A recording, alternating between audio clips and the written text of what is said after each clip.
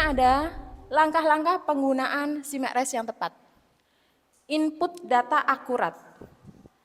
Awal nginput data pasien harus benar-benar tepat karena ini sangat penting untuk memastikan sistem berfungsi secara efektif dan datanya valid. Input asesmen kronologi pasien masuk, input lah, tek, udah banyak. Ternyata pas pasiennya ditanya lagi, salah. Berarti kan inputan datanya tidak akurat. Makanya sebelum menginput di Apexa harus benar-benar operan, misal dari IGD, dari poliklinik, secara kronologis itu harus benar dan tepat. Sehingga ketika kalian menerima pasien dirawat inap, sudah pasti datanya pun akan tepat dan akurat. Setelah data itu diinput di Apexa secara benar, berikutnya data ini perlu diverifikasi. Untuk apa? Untuk memastikan data yang dimasukkan telah diverifikasi untuk menjaga keakuratan dan keamanan informasi dalam SIMRS. Karena ada kalanya kan untuk inputan asesmen dokter, perawat nggak bisa edit, udah pasti. Inputan perawat, dokter nggak bisa edit. Temen yang lain pun selain yang tadinya nginput, nggak bakal bisa edit. Seperti itu, teknis di lapangan, betul ya? Makanya penting sekali ketika data awal pasien masuk itu setelah diinput secara benar, diverifikasi, benar nggak ya tadi data yang saya input sebelum kalian klik tombol simpan. Ya biar apa? Biar nggak kerja 2 kali. Biar kalian nggak disalahkan kalau terjadi kesalahan input data.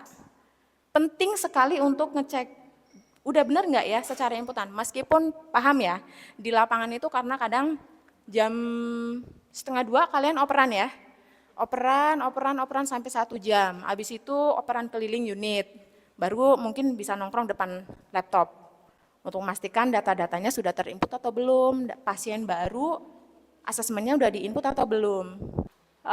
Semenjak penggunaan SIMRS itu sudah harus belajar bagaimana cara menginput data pasien dengan benar, pengamatan untuk memverifikasi data ini dengan benar itu sangat penting.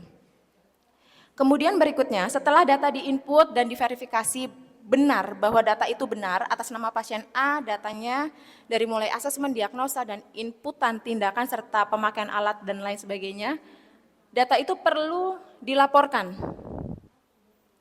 Membuat laporan dari data yang telah diverifikasi untuk memudahkan akses dan pengambilan keputusan oleh tenaga kesehatan. Ini pasti dilakukan oleh dokter dan juga teman-teman di perawat. Pelaporan ini apa? Implementasinya. Ketika kalian operan shift, yang kalian lakukan adalah melaporkan data pasien, betul? Di unit Jasmine ada berapa? 14 pasien dioperkan. 14 pasien, datanya sudah diinput, sudah diverifikasi, tinggal dilaporkan ke shift berikutnya. Bagaimana cara melaporkan datanya? Dari data yang sudah dicatat, sudah ditulis. Data sudah diinput, sudah diverifikasi, selanjutnya ketika dilaporkan akan ada pengambilan keputusan berikutnya setelah shift yang sudah habis waktu shiftnya berganti dengan shift yang baru. Jadi nanti akan ada planning untuk pasien ini mau diapain lagi nih berikutnya. Itu fungsi dari pelaporan data. Benar-benar harus menyesuaikan dengan format CPPT. CPPT itu kan fungsinya mencatat, mengevaluasi, dan melaporkan. Ya, perkembangan pasiennya seperti apa. CPPT itu sama dengan format yang tadi sudah dijelaskan sama Ibu Ira itu berkenaan dengan ADPIE. E-nya adalah evaluasi. Kalau ADPI-nya itu sama dengan SOAP. Kalau SOAP kan nggak ada evaluasi, yang ada evaluasi itu di ADPIE. Itu sama dengan CPPT.